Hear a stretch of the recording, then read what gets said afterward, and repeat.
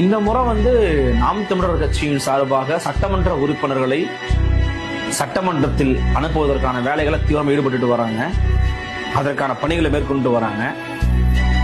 அதுல ஒரு நபரா நிச்சயமா திரு சீமான் அவர்கள் இருக்கணும் அப்படிங்கிறது கட்சியினுடைய வெகுகாலமான ஒரு எதிர்பார்ப்பு. கட்சி தொண்டர்கள் ஒட்டுமொத்த பேரும் நம்ம அண்ணன் குரல் உள்ள ஒழிச்சிடணும் எதிர்பார்க்கறவங்க நிறைய பேர், எக்கச்சக்கமான பேர் எனக்கு தெரியும். எல்லாருமே அப்படிதான், அதுக்காக வேலை பார்க்கறாங்க. அதுவும் அந்த கட்சியினுடைய தோற்றுவாய்க்கான காரணமே அதுதான், இனப்படுகொலை தான். அப்போ அதுல மாவீரர் அன்னைக்கு நீங்க உங்களுடைய உயிர் மூச்சு அதுதானே, அங்கதான் உங்க கட்சி பிரசவிக்குது. அந்த இடத்துல அந்த நாள்ல போய் நீங்க உரையாற்றும் போது அந்த மக்கள் மத்தியில வீறு கொண்டு அது பாய்ச்சப்படும். உணர்வீழ்ச்சி தான் சீமானுடைய அடையாளமே, நெருப்பு பேச்சு தான் அவருடைய அடையாளமே. பிப்ரவரி மாசம் அவங்க போடக்கூடிய மாநாடு இருக்கு பாத்தீங்களா, அதுவும் கண்டிப்பா ஒரு பேசப்பட பொருளா கட்டாயமா மாறும். மிக முக்கியமா மற்ற கட்சிகள் எடுக்காத ஒரு அரசியல் அப்படிங்கிறது என்விரான்மெண்டல் பாலிடிக்ஸ், சுற்றுச்சூழல் அரசியல். அதை கையில் எடுத்து வீரியமா செயல்படுத்திட்டு வராங்க.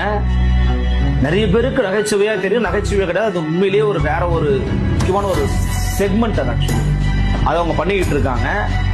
இப்ப இந்த வேலையெல்லாம் பண்ணிக்கிட்டு இருக்கும்போது அந்த கட்சி யாரை வேலை பார்த்துக்கிட்டு இருக்கு? திமுக வேலை பார்த்து